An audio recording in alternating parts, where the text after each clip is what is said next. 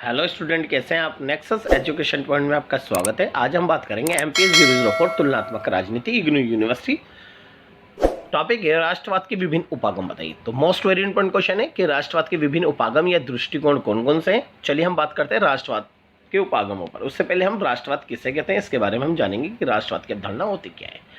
तो राष्ट्रवाद एक भावना है जिसका संबंध मातृभूमि, एक समान भाषा, एक आदर्श और ऐतिहासिक परंपराओं, मान्यताओं और रीति रिवाजों से है। तो बच्चों, राष्ट्रवाद को एक भावना के रूप में प्रकट किया गया है और राष्ट्रवादी व्यक्ति वह होता है जिसका संबंध मातृभूमि और एक समान विचारधारा वाले लोग और एक आदर्श और ऐतिहासिक परंपरा, मान्यता और रीति रिवाजों से संबंधित होते हैं।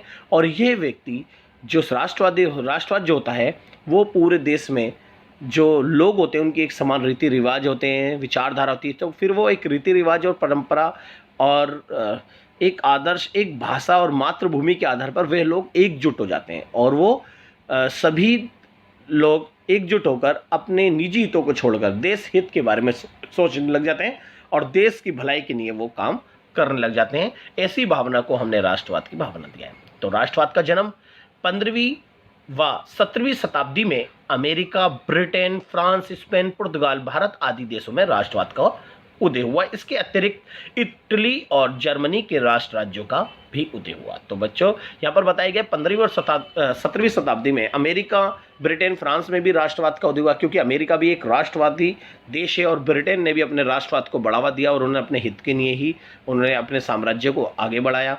अगर हम बात करें भारत के अंदर जो राष्ट्रवादी भावना जो थी वो गांधी जी के आगमन से हुई। जब गांधी जी भारत में आए तो भारत में जब उन्होंने देखा कि सभी समाज बिखरा हुआ है और लोगों को अपने हित के प्रति बिल्कुल भी ध्यान नहीं है, जो उनकी समस्याओं का समाधान करने का कोई भी व्यक्ति इंटरेस्ट नहीं ले रहा, तो ऐसे में गांधी जी ने भारतीय लोगों में वो गांव-गांव गए, शहर-शहर गए, लोगों से मिले और लोगों को उन्होंने राष्ट्रवाद की भावना का पाठ पढ़ाया। तो इस तरह से जो भारत में लोगों को गांधी जी ने एकजुट करा और सभी लोगों को अंग्रेजों की जो निर्दयी शासन है उससे अवगत कराया और सभी लोगों को अंग्रेजों के खिलाफ खड़ा किया, जिससे भारत में राष्ट्रवाद का जो मिठास थी, राष्ट्रवाद का जो एक रस था, उन भारतीय लोगों में गांधी जी ने भरा और यही राष्ट्रवाद की जो भावना थी, उन्होंने भारत में ब्रिटिश शासन के विरुद्ध आंदोलन में आवाज उठाई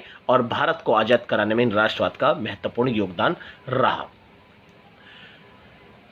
अगर हम बात करें जर्मनी और इटली के अंदर भी राष्ट्रवाद था, क्योंकि एडोल्फ हिटलर और जब मुसोलिनी जब सत्ता में आए तो उन्होंने अपने देश के अंदर अपने नागरिकों को एकजुट करने के लिए उन्होंने राष्ट्रवाद की भावना प्रेरित की।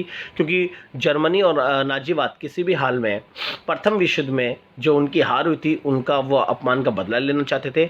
जब जर्मनी और इटली में जब मुसोलिनी और हिटलर का शासन आया तो उन्होंने सभी लोगों में राष्ट्रवाद की भावना उजागर की और अपने देश को एक मजबूती प्रदान करी और उन्होंने अपने देश को प्रथम विश्व युद्ध से पहले की तरह अपने पैरों पर खड़ा किया। क्योंकि एडोल्फ हिटलर, मुसोलिनी जो थे अपने देश के प्रति बड़े ओतप्रोत थे और ये लोग सबसे बड़े राष्ट्रवादी व्यक्ति थे। अगर हम बात करें इन देशों के जो निर्माता रहे इटली और जर्मनी के जो एकीकरण के, जैसे कि बिस्मार्क, कावूर आदि, ये इतने बड़े राष्ट्रवादी व्यक्ति थे कि इनकी जो गणना है हम इतिहास में महान व्यक्तियों के साथ करते हैं। राष्ट्रवाद के उदय ने प्रथम विश्व युद्ध में टर्की के साम्राज्य और खिलाफत को ऑस्ट्रिया हंगरी की साम्राज्य धारणा को नष्ट कर दिया। यानी एक जो प्रथम विश्व युद्ध में टर्की के साम्राज्य और खिलाफत की ऑस्ट्रिया जो हंगरी साम्राज्य नीति थी, उन्होंने इसको खत्म करा। राष्ट्रवाद का उद्देश्य अपने राष्ट्र अथवा देश के नागरिकों को एक सूत्र में बांधकर उनमें देश प्रेम, एकता, बंधुता और समानता की भावना उत्पन्न करना है। तो राष्ट्रवादी जो व्यक्ति होते हैं, राष्ट्रवाद जो होता है वो अपने देश के अंदर सभी भाषा के लोग, सभी जाति के लोगों को एकजुट करना होता है और इन के अंदर जो घृणा है उसे समाप्त करके केवल देश हित के बारे में प्रेरित करना, यानी इनमें प्रेम की भावना उजागर करना ही राष्ट्रवाद है। इस प्रकार कहा जा सकता है कि निश्चित क्षेत्र पर जब अपने पन की भावना उत्पन्न हो जाती है तो वे राष्ट्रवाद का रूप धारण कर लेती है। तो किसी देश में रहने वाले लोग जब देश में उनकी मातृभूमि में अपनापन आ जाता है, यानी किसी देश में रहने वाले लोगों को जब देश के प्रति अपनापन की भावना उत्पन्न हो जाती है उनमें और वो देश हित के बारे में सोचने लग जाते हैं, तो ऐसी अवधारणा को हम राष्ट्रवाद की धारणा कहते हैं। बात करते हैं राष्ट्रवाद के विभिन्न उपागमों की। पहला उपागम है मानवतावादी उपागम। जी, मानवतावादी उपागम एक राष्ट्रवाद का सबसे पहला और महत्वपूर्ण उपागम है। चलिए देखते हैं। मानवतावादी उपागम राष्ट्रवाद का महत्वपूर्ण उपागमों में से एक है।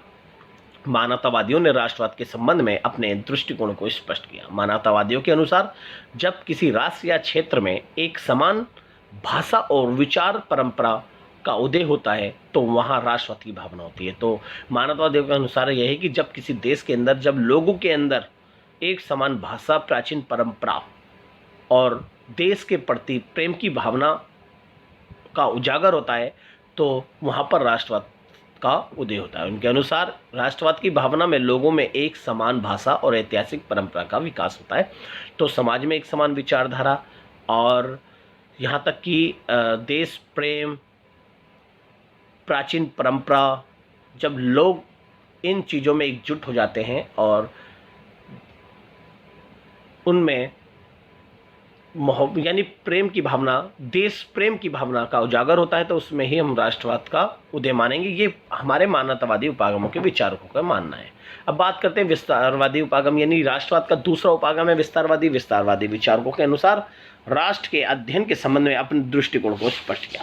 विस्तारवादी विचारकों के अनुसार अविकसित देशों के विकास, सभ्यता और सांस्कृतिक विकास के लिए विकसित और सभ्य देशों के विस्तार को अधिक मानते हैं। तो इसका मतलब ये हो गया कि जो देश अपने साम्राज्य का विस्तार कर रहे हैं और वो दूसरे के उपनिवेशों में जाकर अपने साम्राज्य को बढ़ा रहे हैं, तो उनका जो विस्तार है वो एक राष्ट्रवादी है, क्योंकि वो अपने देश के नागरिकों के लिए, अपने देश के हितों के लिए अपने राज्य का विस्तार कर रहे हैं। जैसे कि अमेरिका और ब्रिटेन समय समय पर करते आए हैं। उन्होंने अपने पूरे समाज के पूरे राज्य को अपने अधीन मिला लिया था। यहाँ तक कि जर्मनी और इटली भी एक विस्तारवादी विचारक है।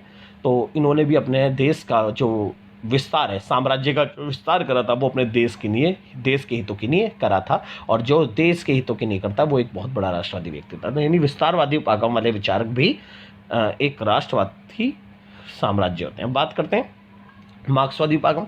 कार्ल मार्क्स का मानना ये था कि वर्ग विहीन समाज अर्थात क्रांति के बाद शक्तिशाली वर्ग द्वारा स्थापित सरकार की स्थापना के बाद राष्ट्रवाद की भावना का उजागर बड़ी सफलता के बाद पूर्ण होगा।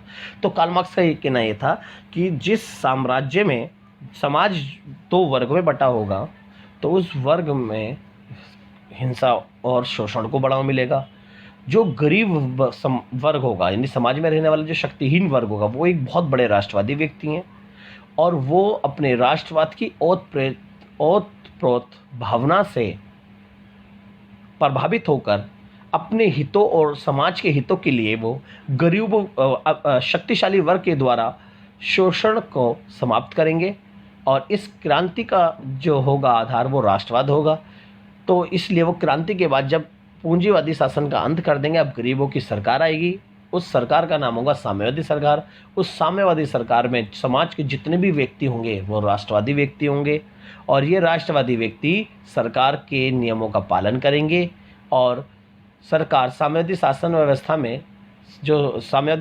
में जो राज्य होगा वो गरीबों के हित के लिए कार्य करेगा। तो यहाँ पर इन्होंने शक्तिहीन वर्ग को एक राष्ट्रवादी व्यक्ति के रूप में प्रेरित किया, क्योंकि इन राष्ट्रवादी व्यक्तियों ने जो शक्तिशाली वर्ग है और शक्तिशाली वर्ग के द्वारा जो शोषणकारी क्रिया है उसका अंत किया। क्योंकि जब तक शक्तिहीन वर्ग में राष्ट्रवाद की भावना उत्पन्न नहीं होगी, जब तक समाज में बदलाव नहीं होगा और ये क्रांति ही एक राष्ट्रवाद का स्वरूप है। तो ये कार्ल मार्क्स की उपागम थे। अब बात करते हैं हम नारीवादी उपागम, नाजीवादी उपागम और फांसीवादी उपागम। यानी ये एक तरह से हमारे जो अधिनायक तंत्रवादी शासन है उसके ऊपर हमारे विचार है। बात करते हैं नाजीवादी विचारकों ने राष्ट्रवाद के अध्ययन में अपने दृष्टिकोण को स्पष्ट किया। नाजीवादी उपागम के विचारकों के अनुसार राज्य सर्वोपरि है। ये बात फैक्ट है, क्योंकि नाजीवादी उपागम जो थे, जर्मनी जो था वो अपनी जो सीमा है यानी अपने राज्य को ही सर्वोपरि मानता है, क्योंकि उनका मानना है कि हमारा राज्य इंपॉर्टेंट है और अन्य राज्यों से ही घृणा करते थे, क्योंकि ये जो भी अपने राज्य का विस्तार, अपने राज्य का जो विकास करते थे केवल अपने नागरिकों के हित की नहीं करते थे। इनका काम था केवल अपने देश का विकास करना। तो और ये सब कुछ राज्य के लिए है। जैसे हिटलर के नेतृत्व में नाजीवादी द्वारा अपना उग्र रूप धारण कर लिया। जब हिटलर अपने राज्य का शासक बना तो उन्होंने अपना उग्र रूप धारण किया और उन्होंने अपने देश के लोगों को एकजुट करने और अपने देश के विकास करने के लिए कार्य करने प्रारंभ किए और अपने देश के यानी अपने देश की राष्ट्रवादी भावनाओं को बढ़ाने के लिए उन्होंने अपने साम्राज्य का विस्तार भी किया, जिससे राष्ट्रवाद को बढ़ावा मिला। परंतु द्वितीय विश्व युद्ध के बाद मुसोलिनी और हिटलर की हार से जर्मनी व इटली का प्रभाव नष्ट हो गया। तो ये जो जर्मनी और इटली के अंदर जो सत्ता आई थी वो एक राष्ट्रवादी सत्ता थी। अब बात करते हैं उपनिवेशवादी विरोधी उपागम।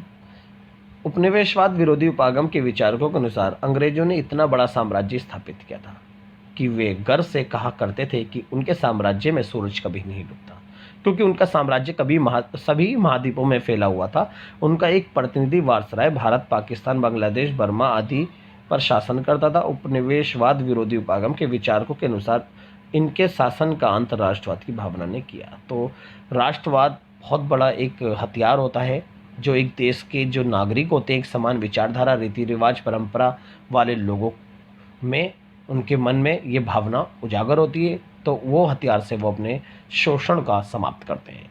उपनिवेशवाद विरोधी उपागम के समर्थकों के विचार मानना ये है कि बड़े बड़े जो अमेरिका, ब्रिटेन जैसे देशों ने अपने साम्राज्य को स्थापित किया और ब्रिटेन ने सदैव ये कहा कि गर्व से कहा करते थे कि उनके साम्राज्य का में सूरज कभी नहीं डूबता और हमें कोई हरा नहीं सकता। तो ऐसे में जब इन्होंने अपने साम्राज्य को स्थापित किया, एशिया के देशों पर इन्होंने अब शोषण करा, यानी एशिया के देशों को गुलाम बनाया और इन पर अपने शासन को स्थापित करके अपने वायसराय यानी लॉर्डों को उन्होंने नियुक्त करा।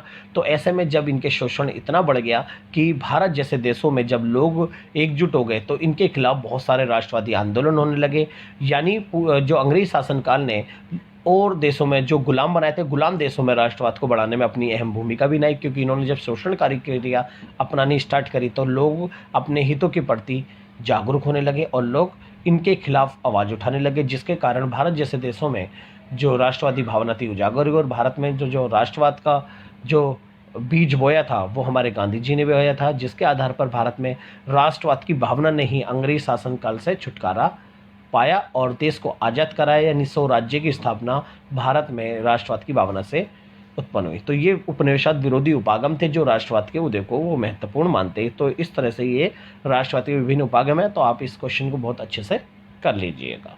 तो आई होप ये क्वेश्चन आपको समझ में आया होगा। तो राष्ट्रवाद के विभिन्न उपागम, अगर आपको हमारी वीडियो पसंद आई तो हमारे चैनल को सब्सक्राइब करें, लाइक, कमेंट, शेयर करना ना भूलें।